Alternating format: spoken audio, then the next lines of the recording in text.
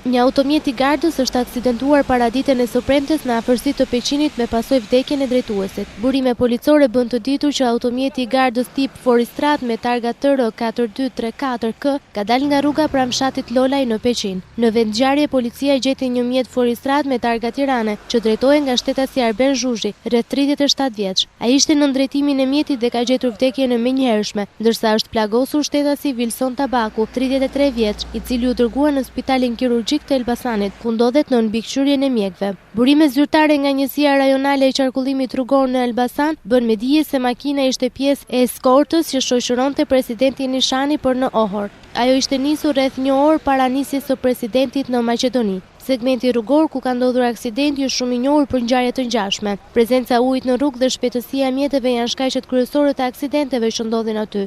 Rreshjet gjithashtu e kanë bërë rrugën më të rrëshqitshme, duke ndikuar në humbje në kontrollit të mjetit.